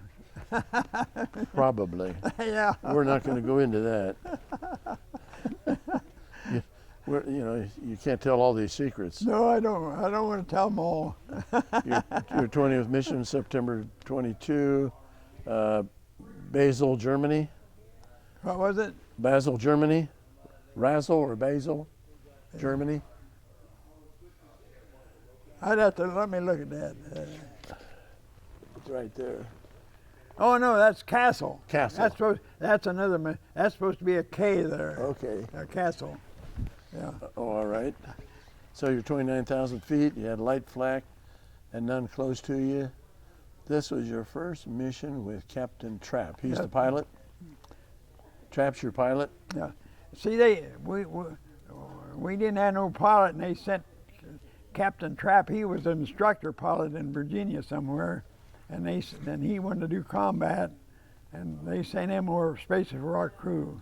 Oh. And he took his training before the war up in Canada. He flew B-17s in Canada. So this first mission with Captain Trapp was his first combat mission for him? Yeah, that's his first combat mission. How'd he do? He was perfect. Got you back, Yep, didn't he? got us back. He was a good guy and really an experienced pilot. Your target was a storage depot for tanks, guns, and trucks. 38 below zero, you say. Yeah. Matter of fact, that Captain Trapp's he's got a nephew that lives in South Carolina, and he calls me every once in a while. And he knows, of course, that was his uncle. Uh-huh. And he comes up here. He said when Scotty brings the B-17 up here, he wants me to call him. He said he's going to come up here when the B-17s. Oh, that's so nice. that'll be another month and a half or whatever. No, you had another mission September 26th to Osnabrück, Germany. 27,000 feet. Your target was marshalling yards. Yeah. What are marshalling yards? Usually marshalling yards was a secondary target. But what were they? Marshalling yards. Marshalling yards, they were just railroad yards, like big railroad yards. All right. Is that where they would load the trains with whatever? They would load the equipment? trains with their ammunition and guns, and probably had troops too on passenger trains. Okay. So- So you dropped your bombs in the field to lighten the load. Yeah. Why'd you do that? Why did you drop bombs in a field to lighten your load? Well, let me see that. Well, you had number 3 engine had a hole clear through it. Oh, okay, yeah. Now we're talking. That So engine, you number lightened the 3 load. engine had a hole clear through. I got that piece of flak up there. It went through the engine and caused the crankshaft to break. So they had to feather the engine. All right, so now you're flying on 3 engines. 3 engines. And so that's when you lightened your load because of losing one engine. Lighten the load. That's right. Chances are, I didn't write that in there, but chances are they were having trouble with some of the other engines too, maybe because the B-17, if you had 3 good engines, it would still fly pretty good. The next mission was September 27 over Cologne oil plant. Yeah. First time in Happy Valley. Yeah. Now, what was Happy Valley? Happy Valley was the place we always called, because you always called it Happy Flak Valley. We called that was the name they give it for Happy Valley. Intense flak? You know, intense flak. It was. I tell you what, Cologne, Germany was just like Detroit, Michigan is up here. Had all their industry and everything all together there, and they really protected that. And I'll tell you another. See, well, wait, I'm ahead of myself now. I'll wait till you get to that. Well, this says Hovey got the bends. What? Hovey got the bends. Yeah, he got the bends, and we had to come down from altitude. And you say 004 got a direct hit in the ball turret. Yep. Who's I seen that happen. Who's zero? That's a plane 004? Yeah, 004 was the lead plane for our squadron. Oh. And we were flying deputy lead that day because we could see right there. And when they got hit, the 2 guys got blown out of that plane. And you see a lot of these magazines and books, they got pictures of that 004 in there. Did If I find one of them, I'll show it to you. It got the whole side of the airplane blown out, and they brought it back to base. Did either man survive with a parachute or anything? No.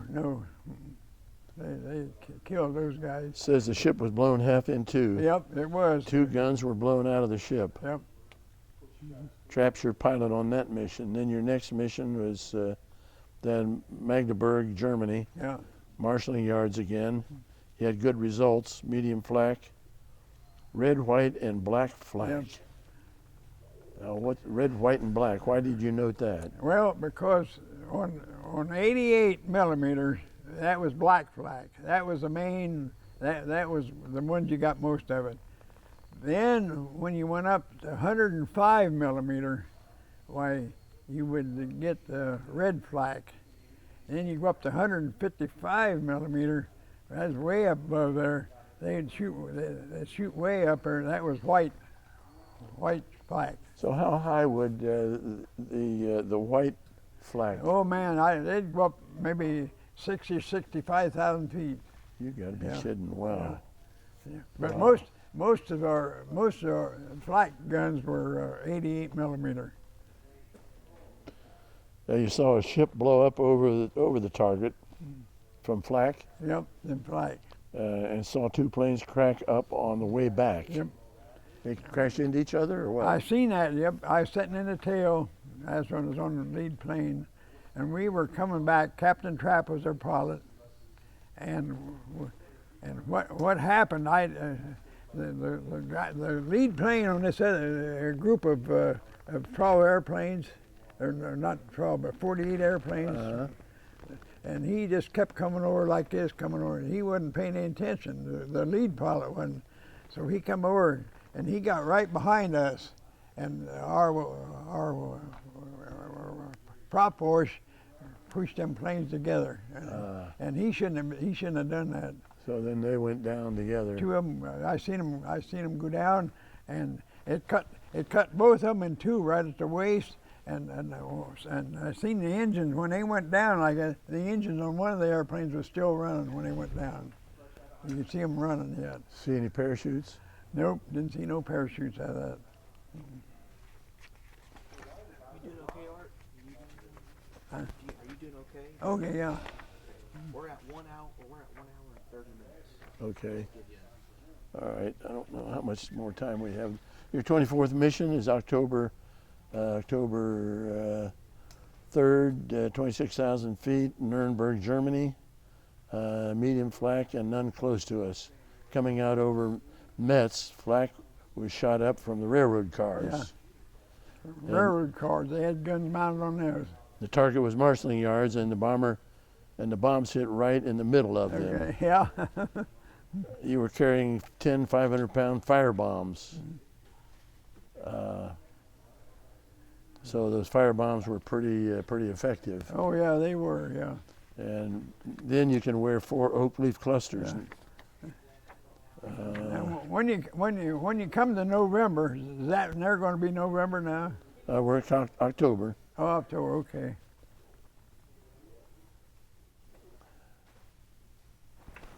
You got a note here, triple threat attack used by FW-190s and ME-109s, 3 planes, 1 to 12 nose guns.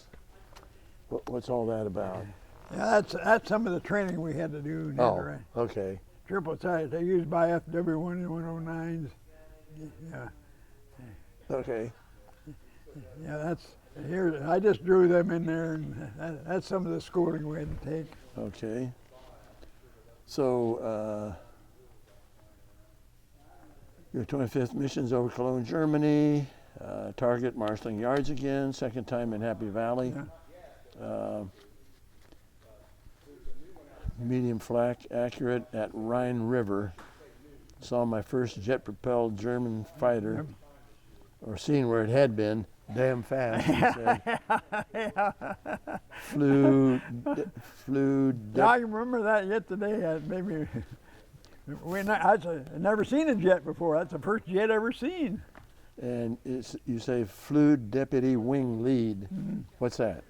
Deputy wing lead was, say you had a lead plane here, and the deputy, he'd be over here second. So if he got shot down, you had to take his place. Okay. We flew a lot of it. We'd have deputy wing lead and also squadron wing. So now, did you get a lot of enemy aircraft on these missions? Oh, we seen a lot of enemy aircraft. What, did they mix it up with you? No.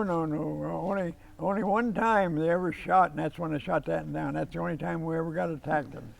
Well, I've always wondered. It depends on how tight your formation was. See, them FW-190 pilots, they'd see a formation that wasn't very tight, they'd attack that one. Okay. But another thing I want to tell you, we on lead planes, when we fly lead, we had a German on the plane with us, and he was in our Air Force, but he was born in Cologne, Germany, because I talked to him several times, and he flew with us. So, but when he was right in the opposite for the radio operator, sitting over the other side, and he would listen to enemy aircraft radio. He'd listen to the radio. So one time he said there's some enemy planes up there. He said what 109s or 190s. He said they're getting ready to attack us. And he called the pilot up and told the pilot that. And of course the pilot, he got on the command set and talked to everybody in that group. So he said, suck it in. That means bring her together, you know, all the planes together. And they brought that in. Of course, you bring it together, that's more firepower you got in one unit, see? Right. So the Germans, that saved us. They decided not to attack us. It's too tight a formation. Yeah, because they couldn't fly between the planes then, could they?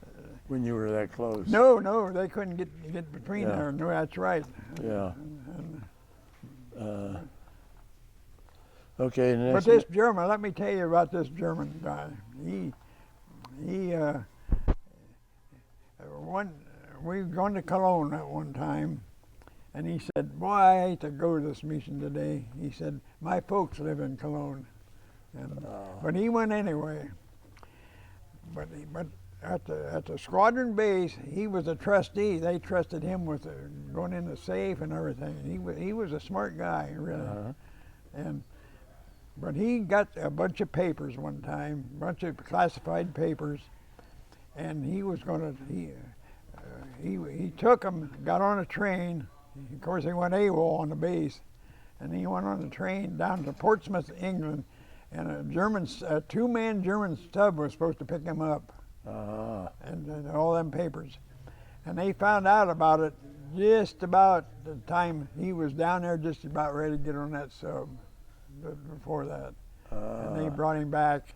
And the last few times I seen him, he was in a guardhouse, and they was marching him with sawed-off shotguns, and they'd march him to eat, and I don't know whatever happened to him. Wow. I don't know what happened to him. So he was with you long enough to get classified information? Oh yeah, he had classified. And you know what? They sent over, I remember seeing this because it was right down in my same barracks, and they sent over FBI men from the United States, and they went over there, and we had those little, what they call them, biscuits that you laid on for your bunk, and they took a knife and split all them open, and he had papers in there too. Because I watched those FBI guys, and I didn't dare to talk to them or anything, but they got all them papers out of there, and they sent them over spatially there was three of them, three guys, and they sent them over there spatially for that.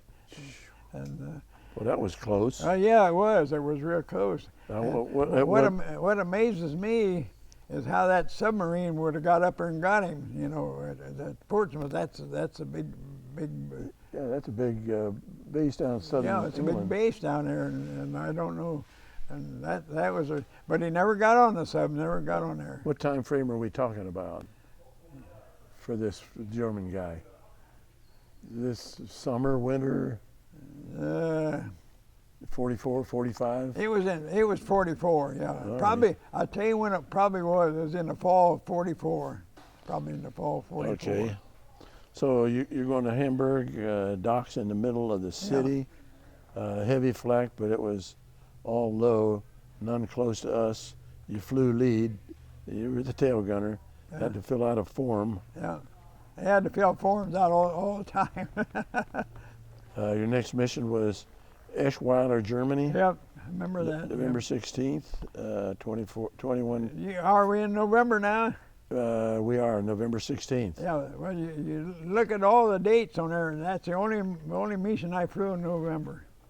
Wow. Because I could almost pick on my missions, and I told them I didn't want to go on them missions, and they for lead tail gunner, and they had some other lead tail gunner, and they put somebody else there. I got by doing that. So the only mission in November, you were supporting troops near the line, pillboxes and gun emplacements, light flak, none close to you. You landed at a British air base. Yep. And stayed 2 days at an infantry camp. Yep. Why was that? Well, we landed there at that base. They didn't have no place for us. They put us in a truck and took us to this infantry base, and we had what happened. The whole England had a bunch of fog, and we couldn't take off. Oh. The airplane was all right.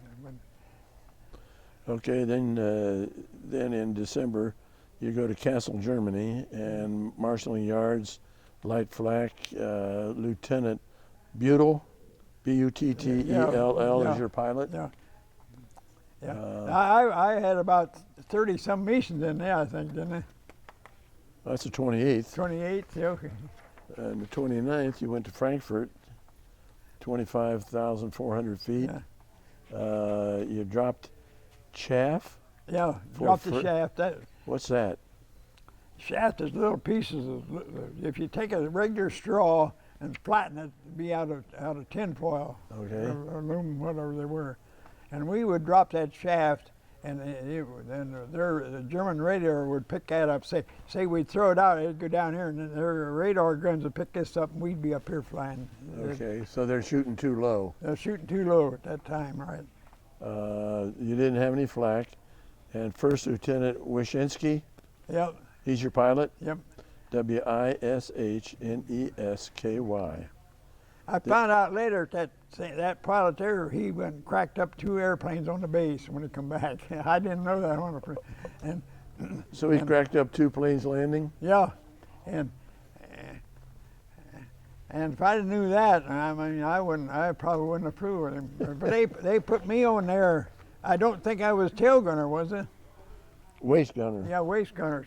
They put me on there waist gunner to fly because I was experienced. They wanted me to fly with a green crew.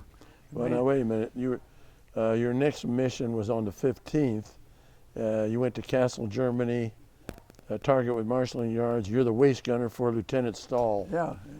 So Stahl, S-T-A-H-L, is your pilot. Yeah, he was another pilot. Didn't have much. A greenhorn, was he? Yeah, greenhorn. Yeah, I might say that. Your 31st mission, you drop bombs in the channel. What'd you do that for? That was with Lieutenant Trapp. Did I say in there I flew top turret then?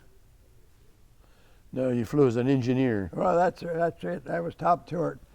So when they decided they didn't want to, there was some kind of spatial bombs, they didn't want to come back and land with them. Okay. So they had a certain place on the English Channel where you could drop those bombs. So we went down to about 8,000 feet, and I was there as the engineer, and I could look right down through there and watch them bombs go out and watch them hit the water. Man, I'm telling you, the water really, when they went off when they hit the water. And I remember seeing those. Yeah, you were at 8,600 feet. Yeah. And you stayed at another field. You came back on truck. Yeah.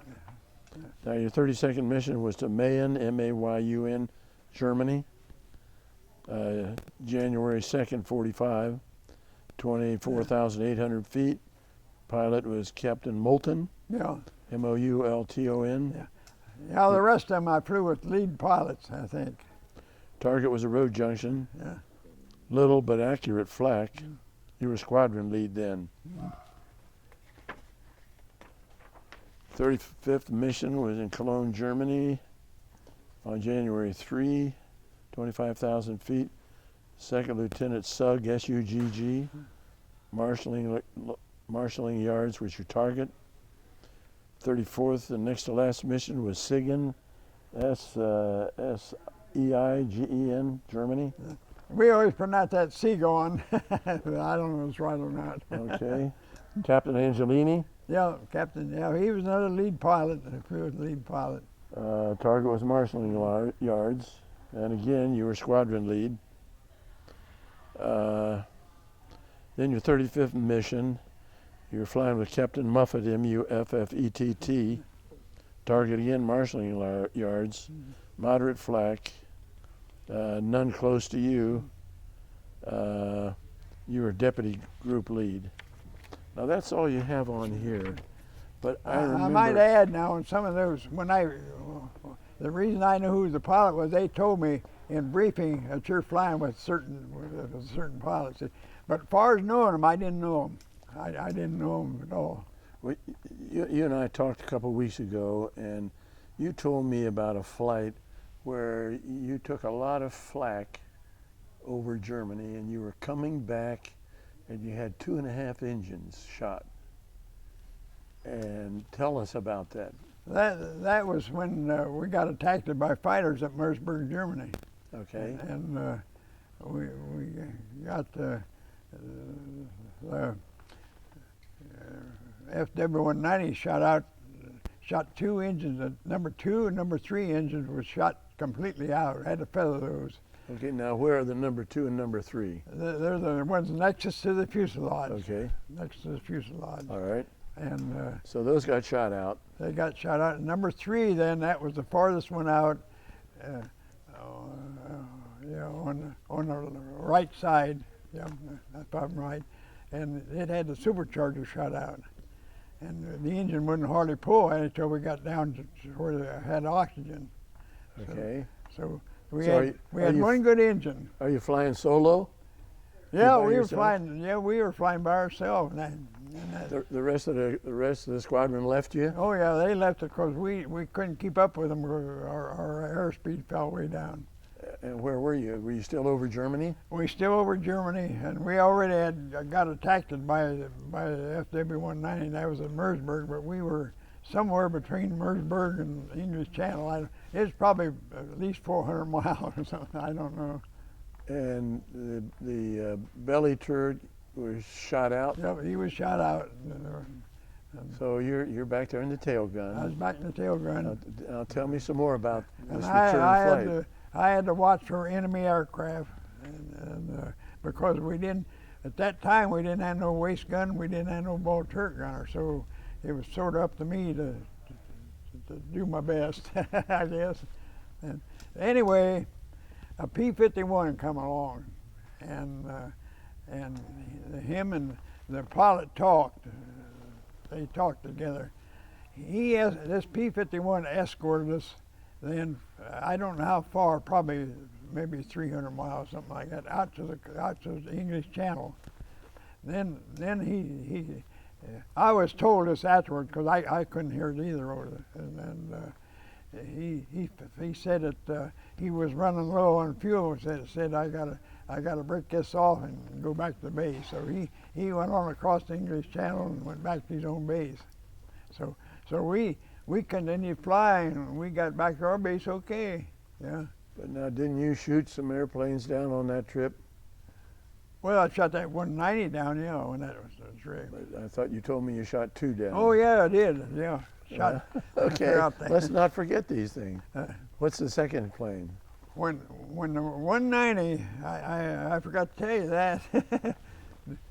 When that went down on the wing and he bailed out and killed him, this 109 came up, and of course, we didn't have no Belly gun. waist gun, no belly gun, and he come up low like this, got down there and flew out there, but I couldn't see him. He was too far. So you're up here, and he's too far below. ahead of me, and he was too far back of the nose guns. So the co-pilot told everybody, said, everybody stay off the intercom but Kemp and I, because he wanted to inform me, because he could look back and look down and see him. And he probably was out there 500 or 600 feet, maybe more, I don't know. And I just sat back there with my hands on the guns, like as I'd already shot quite a few rounds up, and I never moved my head. That's the best thing I ever done in my life. I never moved my head because I was scared. And pretty soon, the co-pilot said, everybody stay off the intercom with Kemp and I. So he kept me informed. He said, pretty soon, he said, he's putting his flaps all the way down. Watch him, Kempy. So, but I couldn't. I didn't never move my head. I just moved my eyes. Pretty soon, I could see him back. He sort of backed up. You know, he was going to back of us and shoot us completely down. So he was going to try to get you from behind. Yeah, he was going to get us from behind. From below and behind, or above and behind? Well, he was below now, but when he running back, he probably was almost level with us. All right. And but when he never got that far though. So when I could see him, when he got clear in my eyes, I just swung the guns around there, swung these guns around like this, and shot him down. All right. But I didn't. He caught on fire, and he went. We had 10 tenths cloud cover, and the last time I seen him, the 109 exploded right above the cloud cover. Okay. And he was a pretty good ways away at that time. Okay. Now, if you hadn't told me that a while back, well, you'd have forgotten about it today. Yeah, I would have. Yeah. So, Yeah. your pilot must have done a pretty good job maneuvering into a position where you could get a shot at that guy. Oh. Did he? Well, no, he just kept on flying straight and level. But what you're saying, that did happen a lot of times. If a tail gunner would get on and tell a pilot, especially with flak, if you'd see flak up there, say 88 would shoot 4 rounds like that. They'd just go bang, bang, bang, keep climbing up, see? And if you seen some of them and it wasn't where the pilot couldn't see him, you'd tell him to move the plane over, so they'd just move the plane over. Okay. Yeah, They didn't call it flying back in them days. They called it something else. I forget what they called it. It was a rough flying, really. Uh-huh. I know a couple of times, that's happened twice, that the gas was siphoned out of one of the tanks on the wings, and the only one, they had a vacuum up there pulling it out, Uh-huh. and the pilot, he'd pull it back like this, and the plane would go like this.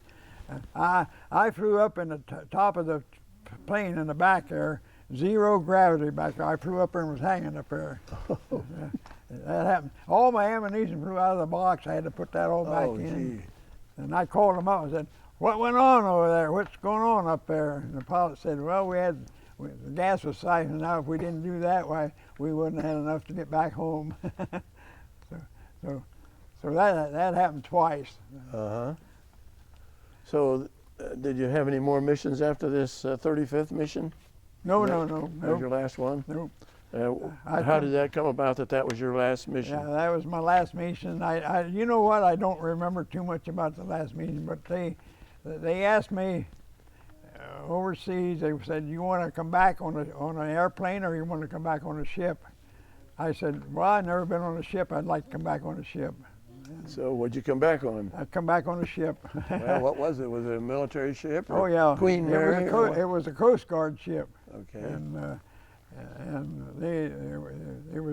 we left Portsmouth, England, down there. How many days did it take you to get back? 14 days. 14 days. Did you come straight across, or you go up the No, Greenland? they zigzag, because the Germans had their submarines out there. They still had U-boats? Yeah, they'd blow them whistles, and they'd turn and turn like this and try to, and they zigzagged all over the Atlantic Ocean. The only place I remember we came close to was the Azores down there. You've heard of the Azores? Yeah. All right. And it really got warm down there, and all us guys went out on the deck and went out there and sunned ourselves. And then pretty soon it got cold again.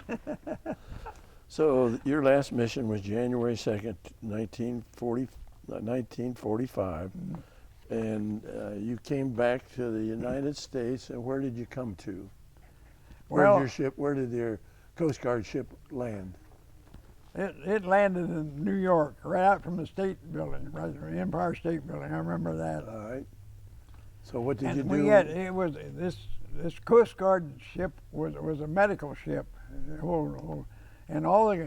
there was 6,000 wounded troops on there. 6,000? Yeah, 6,000 on there, and there was only 1,000 of us guys on there that flew missions or whatever. They was coming back to the States.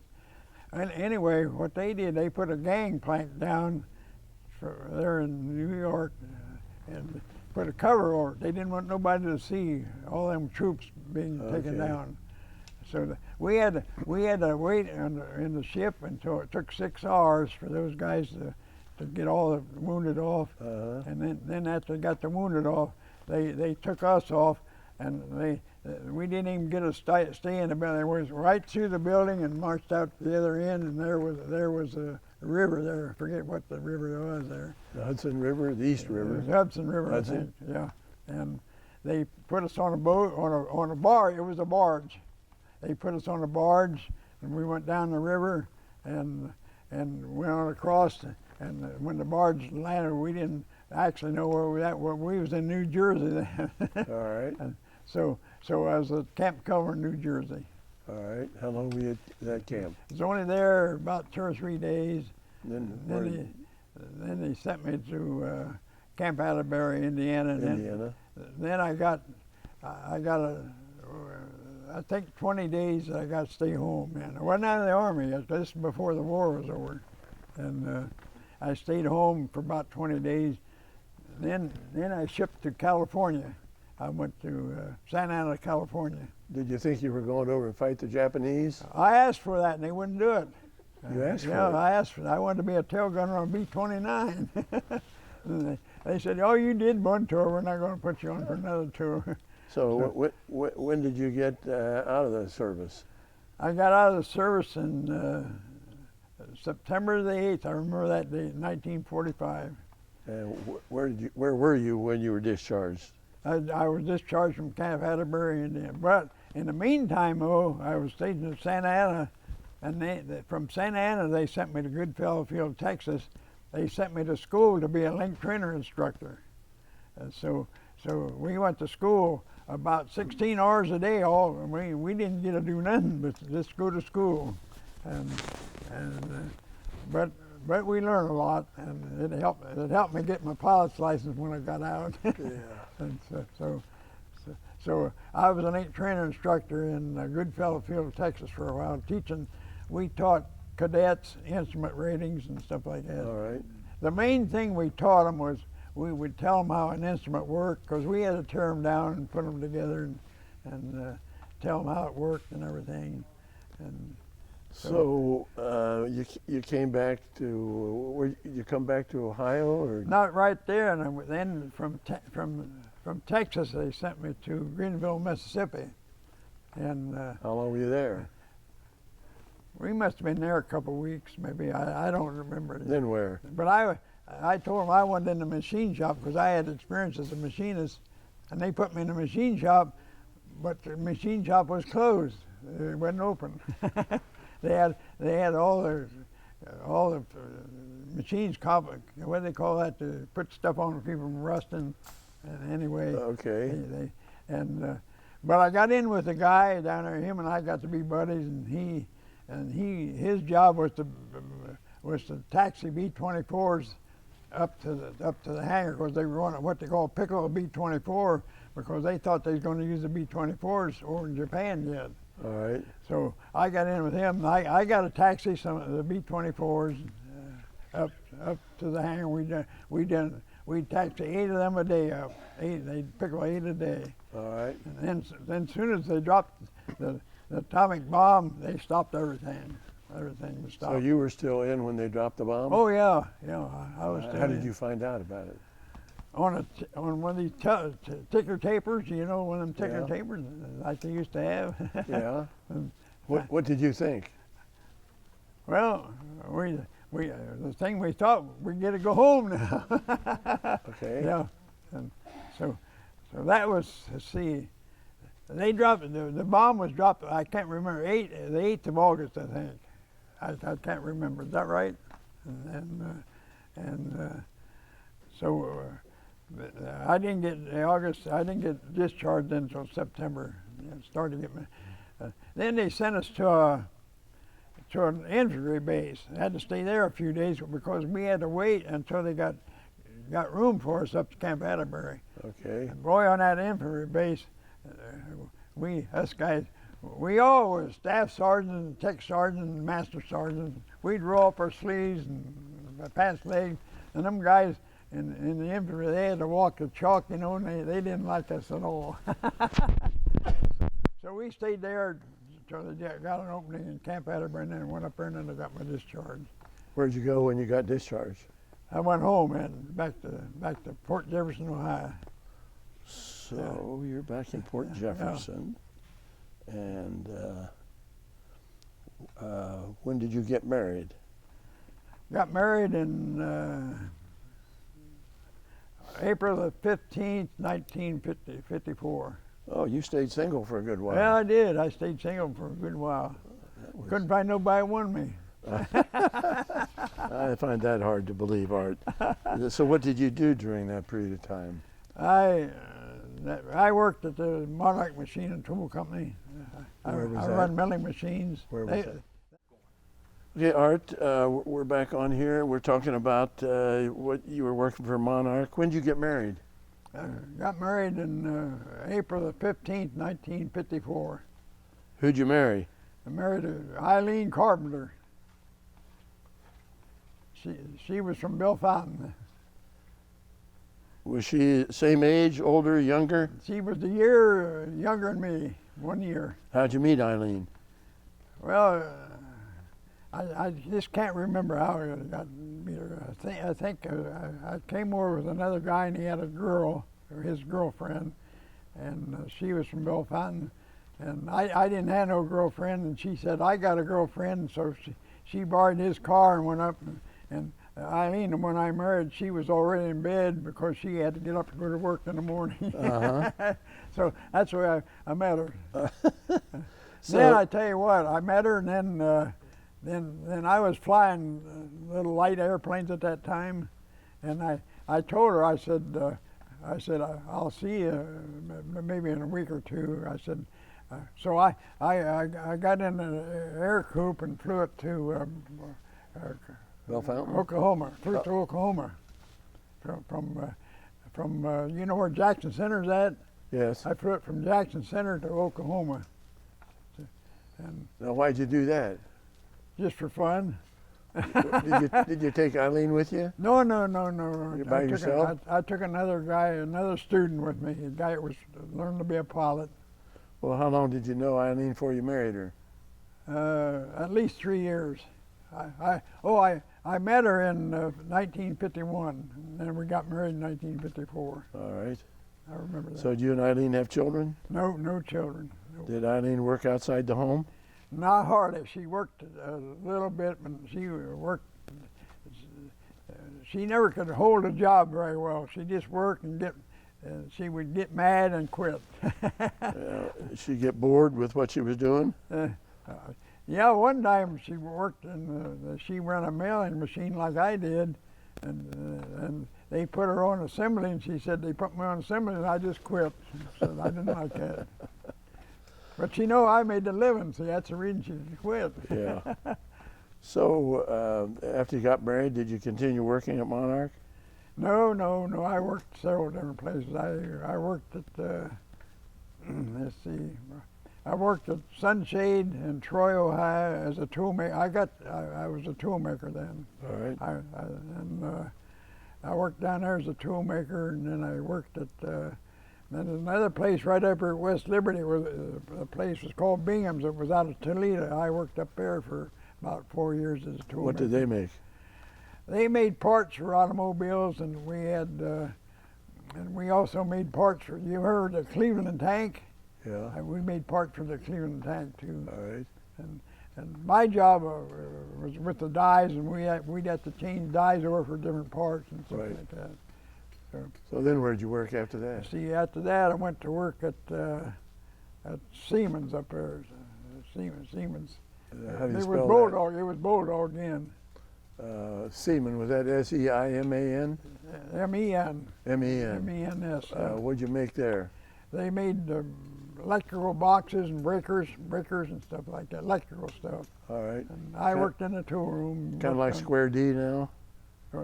Square D makes electrical boxes. Square D was one of their competitions. Okay. All right. Yeah. And then another one they called Murray. Did you ever hear that one?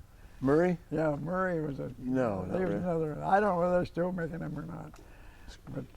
But Siemens they moved out of Bellefontaine, and I don't know whether they're still going or not. So what was your last job? That was where I worked there till I retired. I worked And there 18 years. When did you retire? And I retired in February of 1989. I've been drawing Social Security ever since.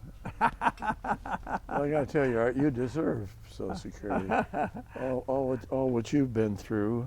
Have you done any part-time work or anything since Nope, you retired?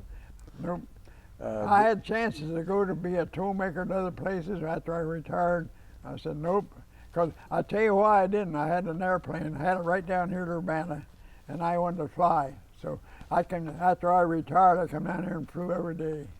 So when did you quit flying? I had quit flying in 2006. What kind of a plane did you fly the last time? The plane I owned was a Cessna 150, just a small plane.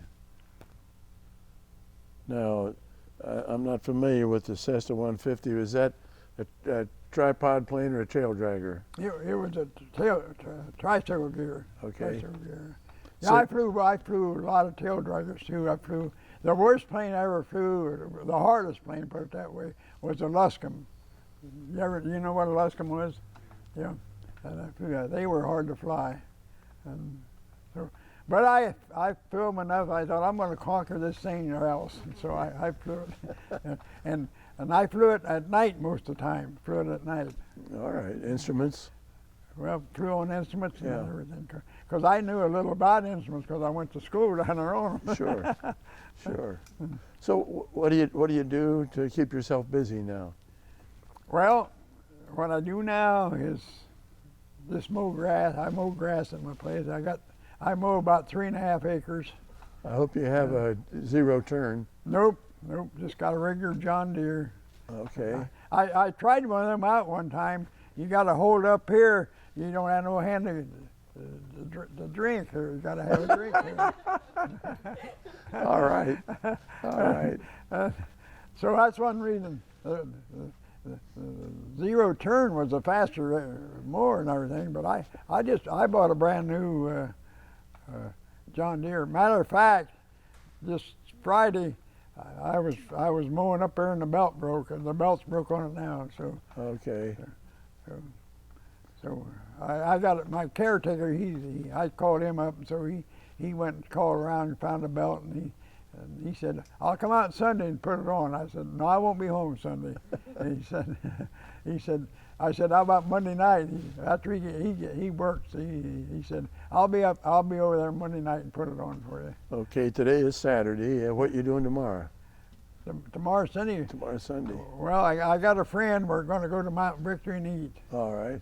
Going up there and eat. So you come here to the Grimes Airport, and they're building a B-17, and you come up here every Saturday? Every Saturday afternoon. I try to be here every Saturday afternoon. Now, do you live alone? I live by myself. How's your health? Not too bad. I can get around pretty good yet and drive my car and mow grass. And I don't do the things like I'd like to do, but... Well, I'm a lot younger than you, and I can't either. So your heart's good? What? Your heart's good? Oh, yeah, they said I got a good heart, yeah. And your mind is sure sharp as a tack, because you've told me a lot of things here this afternoon. Well, I don't know how my mind is. I think it kind of deteriorated a little bit. Not much. So I'll tell you what. Thank you for this interview. Well, thank you very much. I enjoyed being with you. And thank you for your service. Okay, well, you're welcome. You're a good welcome. man, Charlie Brown. Now tell me about your emblems there. Oh, this emblem here is a group emblem. And what group? 351st Bomb Group, overseas. Okay. And this here is a 508 Squadron. Okay. And everybody on the base wore one like this, but this one here they had 4 different squadrons. All right. So what did you get medals or anything? oh yeah, I got the DFC, Distinguished Flying Cross. I got that.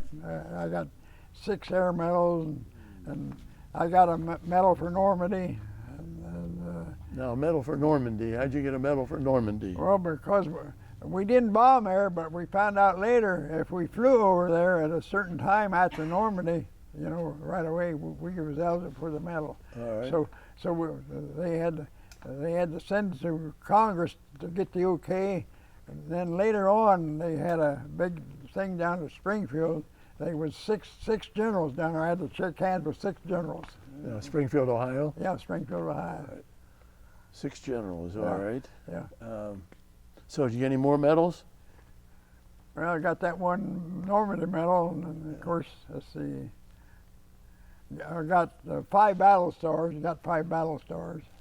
That's for being in Europe. ETO, they called it ETO battle. Eastern Theater of Operations? Yeah, and you got a star for each one of those.